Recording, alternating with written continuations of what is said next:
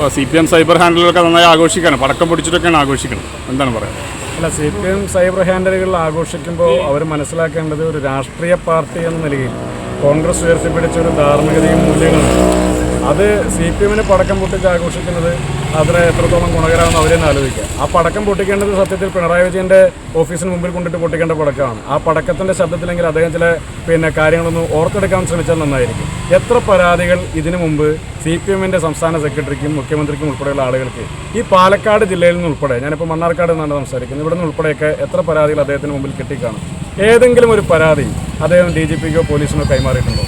Party തന്നെ അന്വേഷണ commission നിശ്ചയിച്ചു, അവരൊരു അന്വേഷണം നടത്തി, എന്നിട്ട് അവർ തീവ്രത അളന്നു, എന്നിട്ട് അവർ തീവ്രതയുടെ അടിസ്ഥാനത്തിൽ നടപടികൾ തീരുമാനിക്കുന്ന സാഹചര്യം ഉണ്ടായി. ഞങ്ങൾ അങ്ങനെ കമ്മീഷൻ വെച്ചിട്ടില്ല, ആ പാർട്ടി ഇന്റേണലായിട്ടുള്ള അന്വേഷണം നടത്തിയില്ല, നേരെ പോലീസിന് കൈമാറി നിയമപരമായ സാധ്യതകൾ പരിശോധിക്കുക മാത്രമാണ് ചെയ്തത്. ഒരു രാഷ്ട്രീയ പാർട്ടി എന്ന നിലയ്ക്ക് കോൺഗ്രസ് എടുത്ത ഏറ്റവും ഉന്നതമായ ഒരു തീരുമാനമാണ്.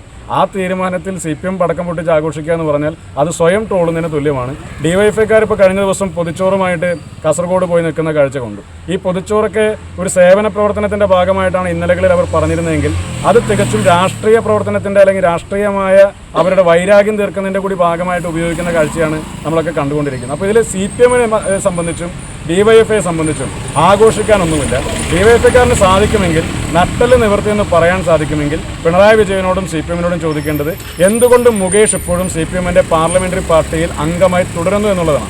അതിനെ പറ്റിയിട്ടാണ് DYFIക്കാരൻ ചോദിക്കേണ്ടത്. അത് ചോദിക്കാൻ ആർജവമില്ലാത്തടത്തോളം കാലം ഈ പൊട്ടിക്കുന്ന പടക്കങ്ങളും ഇപ്പോൾ നടത്തുന്ന ആഘോഷങ്ങളൊക്കെ ഒരു സെൽഫ് ട്രോളാണ് എന്ന് CPM DYFI മനസ്സിലാക്കിയാൽ കൊള്ളാമെന്നുള്ളത് മാത്രമാണ് എനിക്ക് സൂചിപ്പിക്കാനാണ്.